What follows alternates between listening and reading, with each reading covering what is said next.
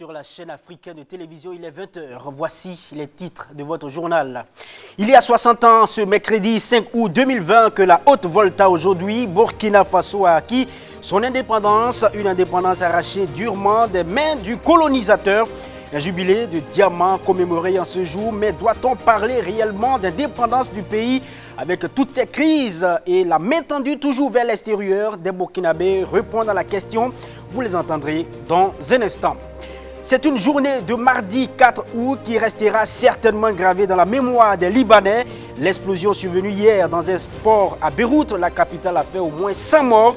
Plus de 300 000 personnes perdent leur habitat. C'est la peine et la désolation à travers le monde. Et les messages et actions de soutien fusent de partout. Vous le verrez en détail dans ce journal. Voilà donc pour le sommaire. Bonsoir et bonsoir à tous. On commence tout naturellement avec l'actualité phare du Burkina Faso avec un petit cours d'histoire.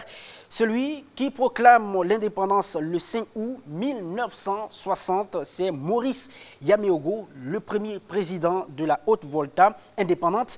Ce commis expéditionnaire s'est retrouvé projeté au devant donc de la scène grâce à deux événements historiques. Premièrement, la crise politique de 1957, à l'issue de laquelle il s'illustre comme le sauveur de la coalition gouvernementale que dirigeait Daniel Wezin Coulibaly. Et deuxièmement, la mort justement de Wezin Coulibaly qui a fait de lui le chef du gouvernement par intérim.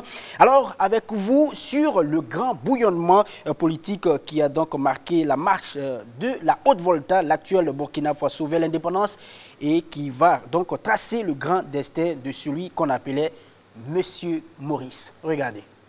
Au nom du droit naturel de l'homme à la liberté, à l'égalité et à la fraternité, je proclame solennellement l'indépendance de la République de Haute-Volta.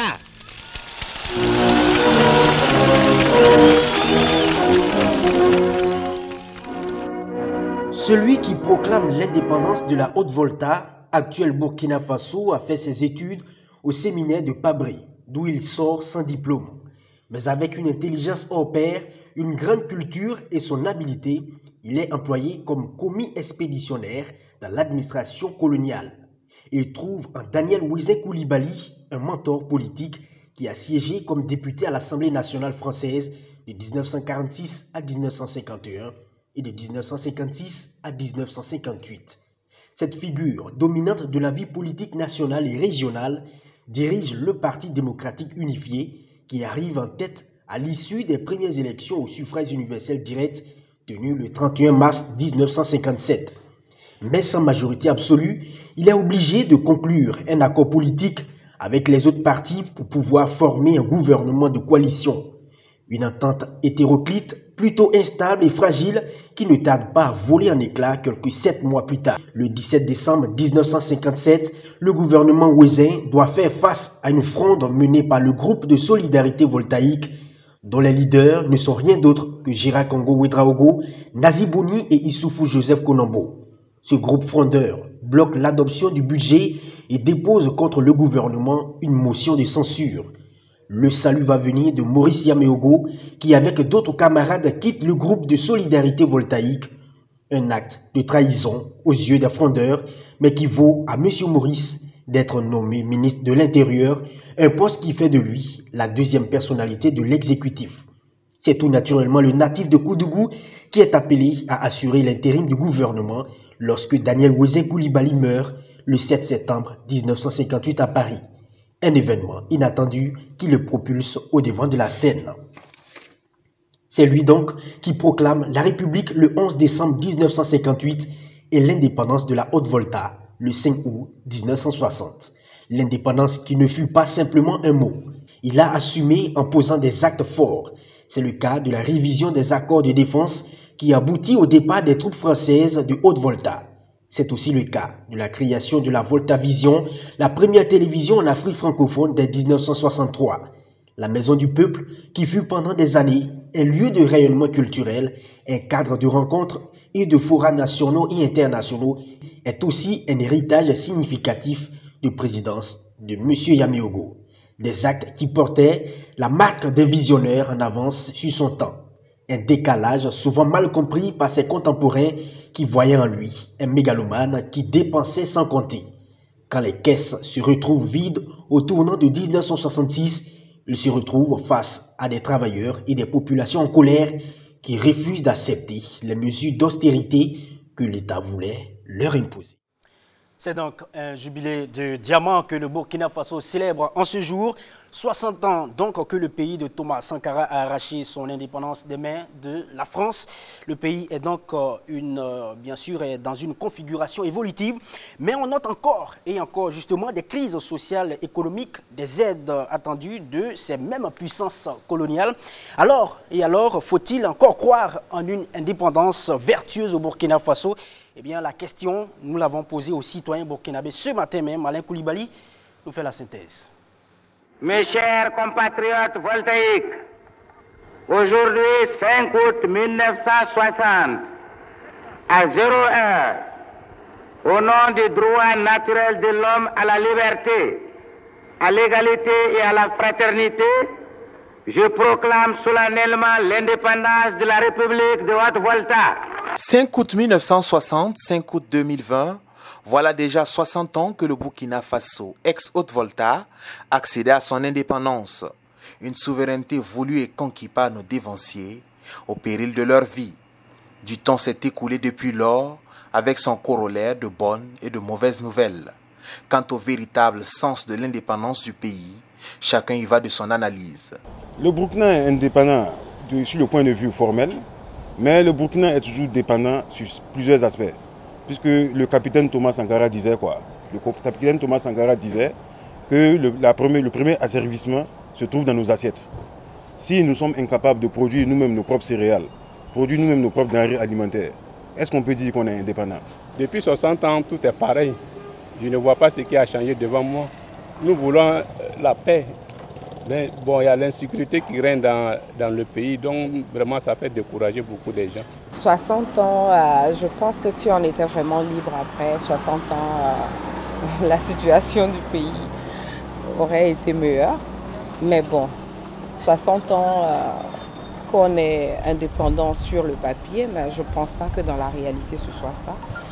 C'est vrai qu'il y a eu quelque chose de fait, mais il reste beaucoup à faire. Normalement, pour moi, une indépendance, c'est de ne pas être dépendant de quelqu'un ou de ne pas être sous la tutelle de quelqu'un.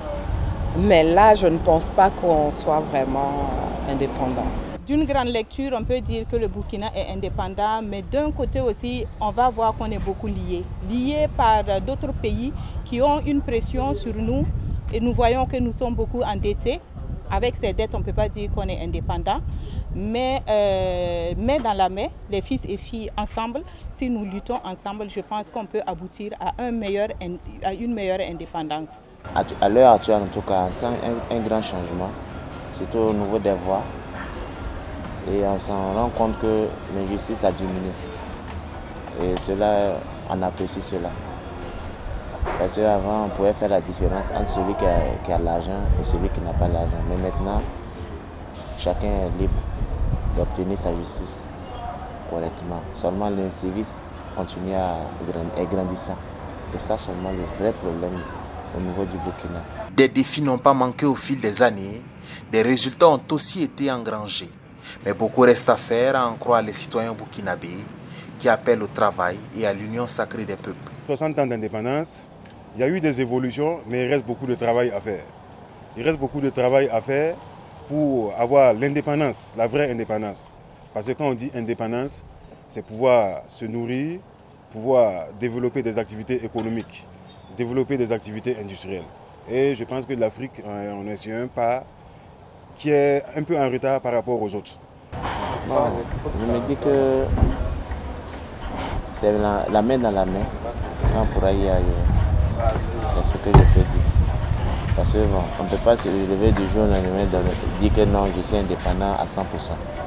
C'est petit à petit qu'on finit par y arriver. Une lutte que nous soyons conscients de notre situation, que nous nous mettons ensemble pour travailler, réfléchir et voir les stratégies à mener pour être plus indépendants, plus se libérer de ceux qui ont la main sur nous. Parlant d'indépendance, un pays ne peut jamais être indépendant totalement. parce que on ne peut pas vivre en autarcie aujourd'hui. Donc l'indépendance est une question de mentalité. Il faut que nous passions de la période coloniale pour vivre nos réalités. En réalité, c'est ça l'indépendance. Malgré que ce soit la France qui nous ait colonisés, nous avons des liens séculaires avec la France aujourd'hui. Le français que nous parlons, nous avons hérité de la colonisation. Ça veut dire qu'aucun pays n'est totalement indépendant. C'est vrai, nous avons eu des avancées majeures dans notre pays. Nous avons eu des périodes qui nous ont permis d'affirmer notre souveraineté au plan politique, mais au plan économique, cela reste à désirer parce qu'aucun pays ne peut vivre en autarcie aujourd'hui. Comme de coutume depuis quelques années déjà, la célébration du jubilé de diamant se fera le 11 décembre prochain dans la ville de Banfora. Une autre page dans cette édition, corps gisant au sol, carcasses de voitures et un entrepôt aplati. C'est ce qu'on pouvait donc voir hier après 2 puissantes explosions survenues dans le port de Beyrouth, la capitale libanaise. Cette explosion a carrément anéanti une partie du centre-ville, faisant au moins 100 morts et plus de 4000 blessés selon les autorités du pays. Une nouvelle désolante qui a fait réagir de nombreux pays pour donc matérialiser leur soutien. Le récit de Bassirou Sawadogo et Idrissa Traoré.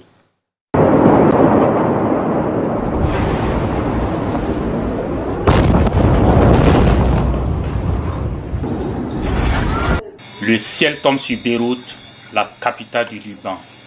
Mardi noir, 2 explosions successives dans le port. C'est l'horreur et la désolation.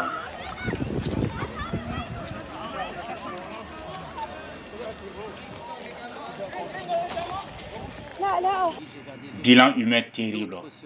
Au moins 100 morts, 4000 blessés, 300 000 sans-abri, des dégâts considérables. Bilan dressé par la Croix-Rouge libanaise. Selon le Premier ministre Hassan Diab, les explosions sont parties d'une cargaison de nitrate d'ammonium estimée à 2750 tonnes et présente depuis 6 ans dans un entrepôt sans mesure de précaution. Dans l'épicentre de l'explosion, dont le souffle a été ressenti jusque sur l'île de Chypre, à plus de 200 km de là. Le paysage reste apolycate. Les conteneurs ressemblent à des boîtes de conserve tordues. Les voitures sont calcinées. Le sol joncé de valises et de papiers provenant des bureaux avoisinants soufflés par l'explosion. L'émotion est vive à travers le monde. Des messages de condoléances et de réconfort des chefs d'État d'Afrique, d'Europe, d'Asie ou d'Amérique. Le Qatar, la France, les États-Unis, le Royaume-Uni ou encore le Canada ont annoncé leur aide au peuple libanais. Le gouvernement a décrété ce mercredi jour de deuil national et a promis que les responsables devraient rendre des comptes. Vous le savez certainement, depuis le 1er août, les frontières aériennes du Burkina Faso sont réouvertes. Le trafic aérien est donc de nouveau opérationnel après pratiquement 8 mois de suspension. La Covid-19 est encore présente selon les autorités et il faut continuer à respecter les mesures barrières. Ces mesures sont bien ficelées et mises en place depuis donc l'arrivée des passagers, tout comme au départ des différents vols. Alors comment ces mesures sont-elles respectées? Je vous emmène à l'aéroport international de Ouagadougou avec Alain Koulibaly. Aéroport international de Ouagadougou cet après-midi, le trafic aérien est de nouveau opérationnel. Après plusieurs mois de fermeture due à la pandémie du Covid-19, les voyageurs peuvent à nouveau prendre les airs. Un retour progressif à la normale, certes, mais il faut se plier à des règles sanitaires et sécuritaires édictées par l'OMS et le département de la santé. Au niveau sous-régional, il y a eu une concertation au niveau de l'Afrique de l'Ouest, de l'UMOA, pour arrêter les procédures d'entrée et de sortie des différents territoires. Le Burkina a élaboré un protocole d'accès au pays. Et ce protocole dit que quand vous arrivez, vous devez présenter un test à la Covid-19 fait à la PCR dans un laboratoire agréé. Donc à l'arrivée, vous présentez ce test. Si vous avez un résultat de test négatif, vous êtes autorisé à rentrer et à faire vos formalités pour accéder à la cité. Donc on obéit strictement non seulement aux normes internationales, mais surtout aux recommandations sanitaires concernant cette maladie. Au départ comme à l'arrivée, les règles de distanciation sociale, du port obligatoire du cache-nez et la prise de température sont de rigueur. Les contrevenants et les voyageurs ne disposant pas d'un test au Covid-19 négatif à l'arrivée sont conduits au sein de l'aérogare pèlerin pour des examens appropriés sous bonne escorte des forces de l'ordre. Si à l'arrivée vous ne disposez pas du test, comme vous l'avez remarqué, nous vous mettons à l'écart. On laisse tous ceux qui ont leur test finir leur formalité et on vous autorise après à faire vos formalités. Quand vous finissez vos formalités, les autorités policières vous confisquent vos documents d'identité. Et vous êtes remis au service de santé qui vous amène ici même pour vous faire le test. En ce moment, nous vous appliquons 2 tests. Ce qu'on appelle les tests de diagnostic rapide, dont les résultats sont disponibles en 45 minutes maximum. Et si ce résultat est négatif, on vous permet de rentrer en attendant le résultat du deuxième test qui est la PCR. Maintenant, si ce premier test rapide est positif, nous vous conduisons dans un hôtel sous escorte policière où vous êtes gardé 48 heures en attendant le résultat de la PCR. Si le résultat de la PCR vient montrer que c'est négatif, vous pouvez rejoindre la cité. Si le résultat de la PCR vient montrer que c'est positif, nous vous enrôlons dans notre dispositif de prise en charge. Des dispositifs sanitaires appropriés qui devraient permettre d'assurer une meilleure protection des voyageurs et contribuer à réduire les risques de contagion. L'aéroport est prêt pour accueillir les vols de toutes les provenances et les passagers de toutes les provenances également, dans les conditions sanitaires qui ont été récemment décrites, qui mettent justement en évidence la confiance que chacun doit avoir par rapport aux dispositions qui ont été mises en œuvre au niveau du Burkina Faso pour permettre des vols et à la fois domestiques. C'est ce que vous avez vu ici est applicable aussi à Bobo-Dioulasso et permettre aussi des vols internationaux pour recevoir et faire partir des compatriotes et des étrangers. Les potentiels voyageurs sont donc invités à prendre les dispositions nécessaires pour acquérir leur test Covid-19 dans les différents centres médicaux agréés du pays avant tout voyage, faute de quoi ils se verront refuser l'accès à l'aéroport et à leur vol. Cependant, il faut noter que les vols internes entre les villes de Ouagadougou et de Bobo-Dioulasso ne sont pas soumis à ces contrôles de tests Covid-19. Et puisque nous sommes à l'aéroport, restons-y pour aller au Nigeria. La fermeture partielle du pont principal de Lagos accentue les problèmes de circulation. Les travaux d'entretien ont commencé sur ce 3e pont de la capitale économique du pays. Ces travaux n'arrangeraient pas du tout les habitants car il y a chaque jour un embouteillage monstre dans la ville la plus peuplée du Nigeria. La fermeture partielle du Third Mining Bridge, le pont principal de la ville, empoisonne le quotidien des résidents. Ils empruntent cette bretelle, bien sûr, d'accès pour passer de l'île de Lagos, au centre des affaires de la ville, au continent où vivent la plupart des habitants. Les embouteillages portent un coup au moral des résidents, mais aussi à leur portefeuille. Les chauffeurs de taxi souffrent donc de la situation puisqu'ils passent la majorité de leur temps de course à l'arrêt, bien sûr, avec le même client. Une situation qui les oblige à augmenter le prix de leurs courses pour pouvoir régler leurs frais. Le pont de 12 km a été construit en 1990, partiellement fermé pour cause de réparation et d'entretien et afin d'éviter qu'il s'effondre. Il rouvrira complètement en janvier 2021. Nous revenons maintenant au Burkina Faso pour prendre la direction de Bobo-Dioulasso dans le grand ouest du pays. Dans exactement 7 mois, les chrétiens du diocèse de Bobo-Dioulasso pourraient intégrer la cathédrale Notre-Dame de Lourdes.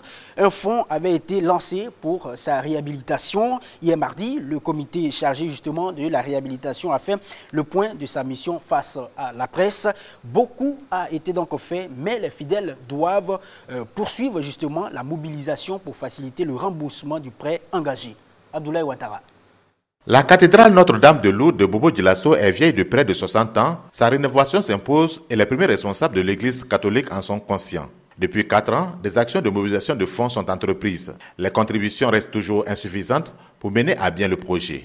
C'est ainsi que le comité de réhabilitation a adopté une autre stratégie. Après avoir engrangé une somme de plus de 225 millions de francs CFA, nous avons décidé de changer de stratégie pour une exécution plus rapide des travaux et une poursuite de la mobilisation des ressources dans le cadre d'un remboursement étalé.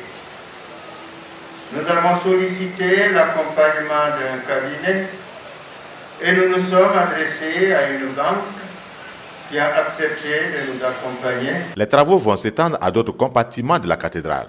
Plusieurs bâtiments seront réhabilités pour une autonomie financière en attendant la création de la fondation qui sera chargée de sa gestion. Des boutiques de rue sont en cours de réalisation. Donc, des boutiques d'un côté, un presbytère à restaurer et un nouveau presbytère. Donc, parce que nous constatons que notre clergé prend aussi un peu d'âge et les escaliers à monter ne sont pas toujours bien appropriés. Voilà. Alors, les travaux comptent toutes, en fait, en tout, autour de 1 milliard 228 millions à peu près, et sur lesquels donc, nous avons emprunté 945 millions à la banque. C'est tout vraiment le système à l'intérieur qui est à refaire, c'est-à-dire l'électricité, la sonorisation en plus de la toiture, et à l'intérieur aussi prévoir un lieu de sépulture de nos évêques. Parce que selon la coutume de l'Église, l'évêque est enterré dans sa cathédrale. Cette œuvre doit être portée par l'Église et le comité de réhabilitation fonde l'espoir que les chrétiens vont poursuivre la souscription afin de faciliter le remboursement de l'emprunt auprès de la banque. Ça fait 4 ans que nous sommes sur ce projet. Et au bout de 4 ans, nous n'étions qu'à 225 millions. Pour 761 que nous cherchions.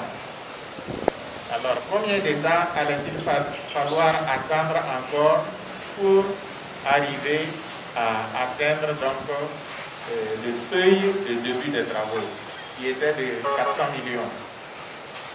Donc, c'est à cause de cela que nous avons décidé de faire un emprunt pour lancer les travaux, en espérant que les fidèles, donc, avec leur contribution, aideront le comité à rembourser le prêt.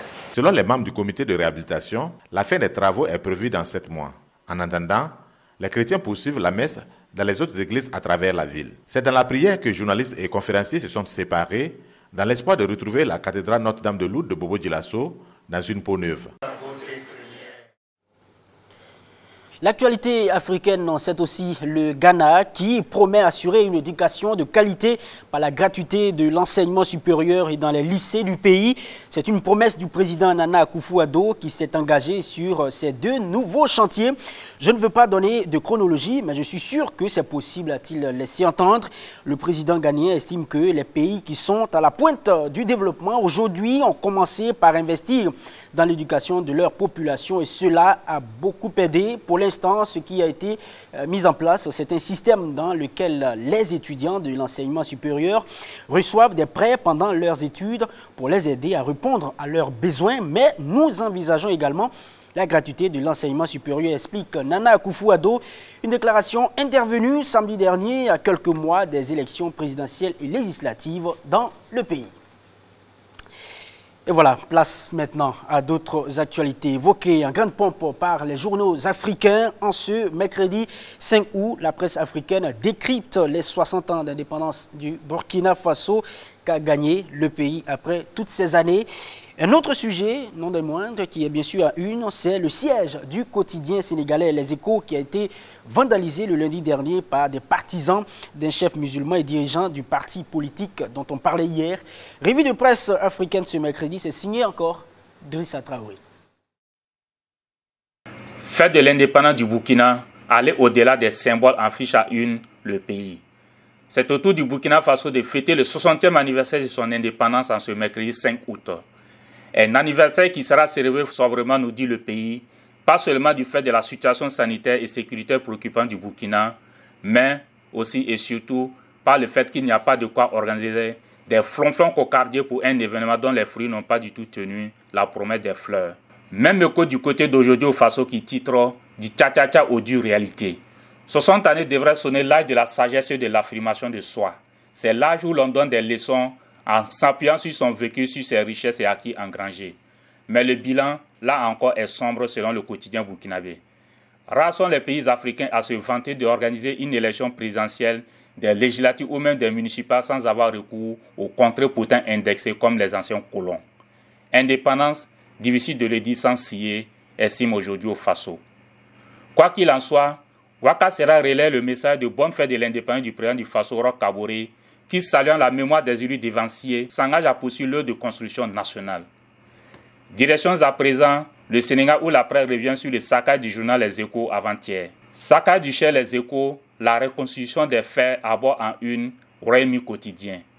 Le journal relate que le chef des Échos a été vandalisé lundi par les partisans de Seri Moustapha Sy, chef religieux de la confrérie des Tidjanes, lesquels partisans qui reprochaient à la rédaction d'avoir affirmé qu'il avait été testé positif au coronavirus.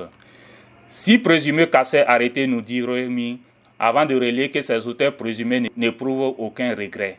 Si c'est à refaire, on n'hésitera pas à le refaire, aurait-il confié lors de leur audition par les enquêteurs de la section de recherche de Koloban. Pour eux, leur marabout Seri Moustapha Sy est au-dessus de tous et compte plus que quiconque à leurs yeux. De son côté, évoque la réaction des Reporters sans frontières qui demandent une réaction rapide et ferme des autorités afin que cette attaque ne reste pas impunie. Cet acte est injustifiable dans un état de droit. On ne s'accaille pas une rédaction parce qu'on conteste la véracité d'une information, déclare Hassan Diaye, directeur du bureau Afrique de l'Ouest de RSF.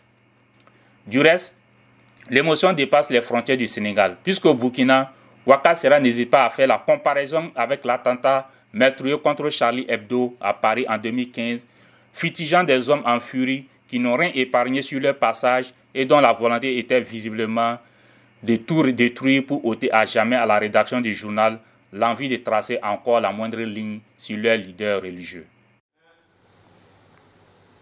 Il ne se passe pas un jour sans qu'il n'y ait un appel d'urgence à donner du sang pour sauver des vies. Le liquide rouge indispensable à la vie manque drastiquement dans les centres de santé, surtout en cette période où la demande atteint son pic. Et pour aider justement à combler ce manque, les Lions Club ont organisé une activité de don de sang ce matin même à Ouagadougou. Gilles Dasda et Achille Ouedraogo pour plus d'explications de ce geste. Remplir la fiche de collecte, puis passer à l'entretien avant de poser le geste qui sauve, donner son sang afin de pallier les besoins urgents du moment. C'est le principal enjeu de cette activité des Lions Club. Une activité qui a démarré depuis le 23 juillet. Donc sur 2 semaines, il a été prévu donc une campagne de don de sang de tous les clubs en fait Lions du Burkina. Donc aujourd'hui, bon, c'est vrai qu'à la faveur du jour férié, il y a une forte mobilisation. Donc beaucoup de clubs avaient déjà commencé leur passage et nous avons aujourd'hui donc des clubs, notamment des clubs en fait de ma zone qui sont là aujourd'hui pour cette activité de don de sang. Donc nous sommes tous là pour soutenir parce que c'est vraiment une œuvre nécessaire. Au regard du fait que le pourvoyeur maximum qui était les élèves sont en vacances et il y a une manifestation, un besoin accru de sang. Et les Lions se sont dit, écoutez, nous sommes disponibles, nous devrons voler au secours de nos compatriotes, nos amis, nos parents qui en ont besoin. C'est pourquoi, n'est-ce pas, le gouverneur Djeneba Diallo a lancé ce cri de cœur et nous sommes là ce matin en tant que Lions Club pour faire ce don de sang. À tour de rôle, les donneurs se succèdent aux différents points de passage. Avec parfois beaucoup d'entrain et motif de joie, le dispositif du CNTS en est quelque peu débordé. En tout cas, c'est fort appréciable vu la mobilisation. Nous avons même sous-estimé avec une prévision qui était faible. Il se trouve que la mobilisation était forte à tel point que nos outils de travail, à savoir nos fiches, de navettes, on a pu épuiser déjà. Donc on est déjà content qu'on pourra atteindre la prévision escomptée. Voilà. Et il y a toujours des gens qui réclament encore les fiches. Au même moment, les choses fonctionnent à plein régime dans la salle de prélèvement. Si certains donneurs sont des habitués de la chose... Il faut dire que je suis à ma énième don. C'est une habitude pour moi. Comme on le dit, donner son sang, c'est sauver des vies. J'ai l'habitude de le faire. D'autres, plus jeunes, en sont à leur première. J'ai décidé aujourd'hui de venir donner mon sang parce que de nos jours, on voit plusieurs cas de gens qui meurent par manque de sang. Donc j'ai trouvé nécessaire de venir aujourd'hui donner mon sang pour sauver des vies. Les donneurs de sang se font un peu rares par ces temps où le besoin, lui, s'accroît grandement. Nous sommes en train de rentrer dans une période difficile, une période du paludisme. C'est une période où il y a plus de demandes en produits sanguins suite aux complications du paludisme, voilà, qui nécessitent la transfusion chez les enfants et chez les femmes enceintes qui constituent les couches vulnérables. Donc la demande est forte présentement. Pour faire face à cette demande, la population en âge de donner son sang est appelée à le faire sur les différents sites du CNTS. Les 5 clubs Lions, eux, ont déjà fait leur part. À chacun de nous de leur emboîter le pas. Aya Danioko, c'est le nom à l'état civil de Aya Nakamura. La chanteuse d'origine révélée il y a plus de 2 ans a été remixée avec la star latino Maluma. Et le titre a ainsi conquis les pays hispanophones. La native donc de Bamako serait en train de travailler sur son 3e album. Voilà, comme quoi, même si le succès vient à vous, il ne faut pas dormir sur ses lauriers. Madame, Monsieur, l'édition de ce soir c'est terminé. Merci à vous tous de l'avoir suivi. Demain encore, je serai ravi de vous retrouver pour une autre session d'information. N'oubliez surtout pas, les programmes de LCA se poursuivent. Suivez toujours ces différents programmes et nous sommes toujours heureux de vous accompagner. Excellente soirée.